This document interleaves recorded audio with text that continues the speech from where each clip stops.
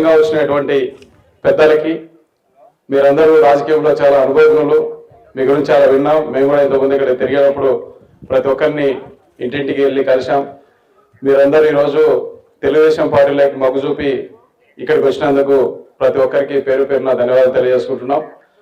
అలాగే 10వ వార్డు నుంచి పెంచేకలపాటి వెంకట సుబ్బయ్య గారు ఈరోజు ఏ ఎక్స్పెక్టేషన్స్ లేకుండా, అన్న దగ్గర ఏ డిమాండ్లు పెట్టకుండా స్వచ్ఛందంగా పార్టీలోకి వచ్చినందుకు వారికి ధన్యవాదాలు తెలియజేసుకుంటున్నాం.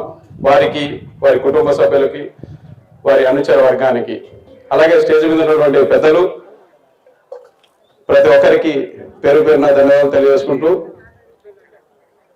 మనము ఖచ్చితంగా గత 50 సంవత్సరాల నుంచి ఇద్దరు వ్యక్తులతోనే విసిగి వేసారిపోయి ఉన్నాం. ఒకరు 6 సార్లు, ఒకరు 4 సార్లు గెలిచి వాళ్ళు అభివృద్ధికి అడ్డకట్టేశారు. ఎవరిని రాజకీయ వైపు కూడా మొగ్గు చూపకుండా చేశారు. కాబట్టి సుధాకర్ అన్న కంపల్సరీగా అధికారంలోకి రావాలి.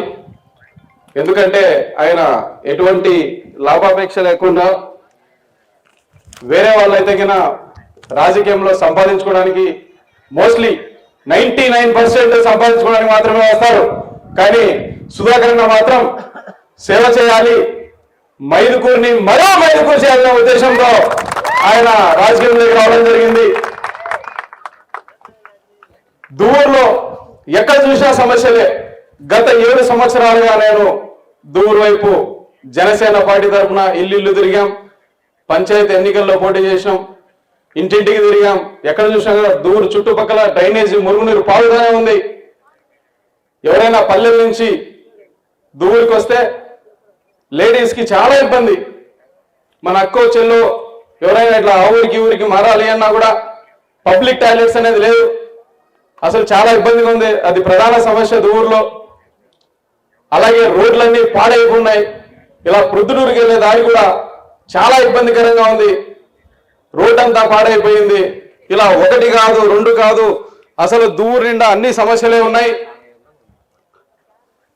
4 సంవత్సరాల కింద చూస్తే మనం ఈ వైసీపీ వాళ్ళు కాంట్రాక్టులు తీసుకున్నారు. రోడ్డు కాంట్రాక్టులు, మురుగునీరు కాలువ కాంట్రాక్టులు అన్నీ అలాగే వదిలేశారు. మొత్తం అవన్నీ పునరుద్ధరణ జరగాలన్నా మన సుధాకర్ అన్నను మనం కంపల్సరీగా ఎమ్మెల్యే చేసుకోవాలి. మేము కూడా మా పవన్ కళ్యాణ్ గారు జనసేన టీడీపీ పొత్తులో భాగంగా మాకు కొన్ని పర్సనల్ గా కూడా సూచనలు చేయడం జరిగింది. మీరు ఎంతైతే హానెస్ట్ గా తెలుగుదేశం పార్టీ వైపు మొగ్గు చూపి పార్టీ జెండాని గత 40 సంవత్సరాల నుంచి మోస్తున్నారో అంతే హానెస్ట్ గా సంపూర్ణ మద్దతు మా సుధాకర్ అన్నకి ఇస్తున్నాం. మేము జనసేన పార్టీ తరఫున ఈ సభాముఖంగా చెప్పడానికి మేము గర్వంగా ఫీల్ అవుతున్నాము. సుధాకర్ అన్న పవర్లో లేకపోయినా కూడా చాలా పనులు చేశారు. ఉర్దూ కాలేజ్ తెచ్చారు, గురుకుల పాఠశాల తెచ్చారు.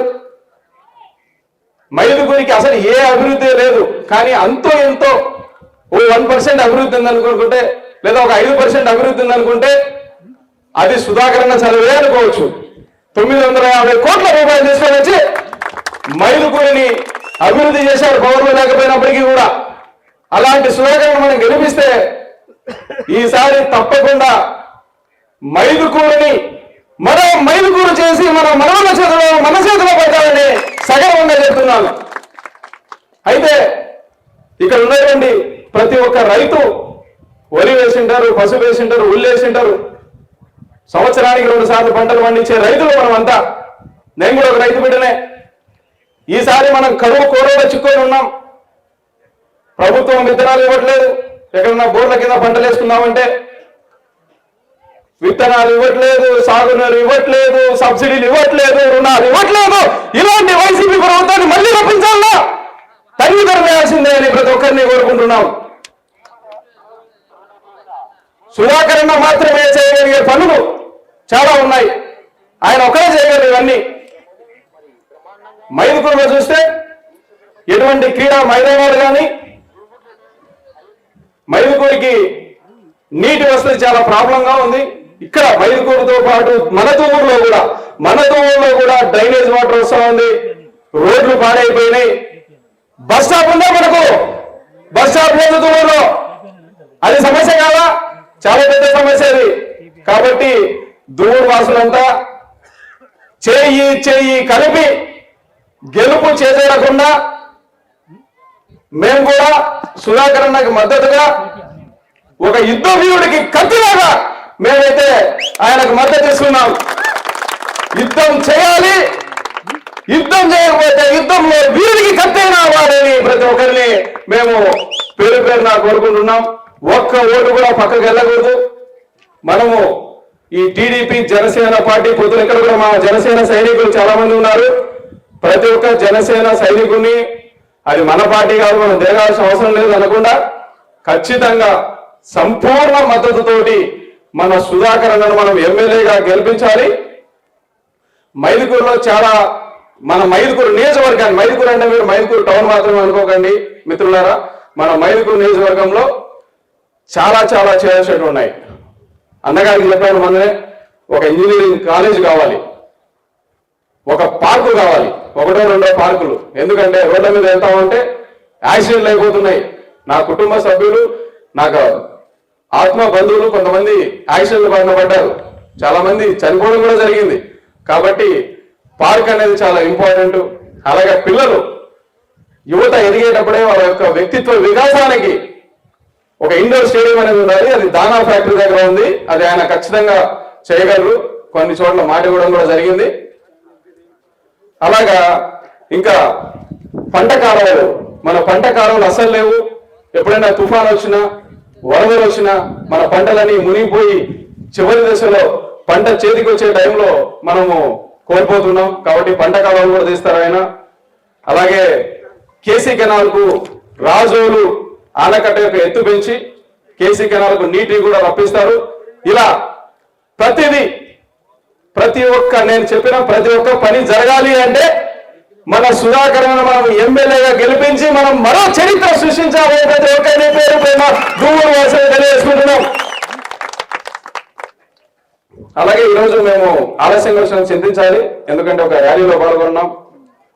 దాదాపు 500 సంవత్సరాల తర్వాత ఎంతో మంది ప్రాణత్యాగం చేయడం వల్ల, ప్రతి ఒక్కరి యొక్క రక్తపు బొట్టు చిందించడం వల్ల అది రంగుల రూపంలో మారి వారి యొక్క శ్రమ ఫలితమే ఈరోజు మన అయోధ్య రేపు అంగరంగ వైభవంగా జరుగుతుంది. ఇదొక శుభ పరిణామం కూడా.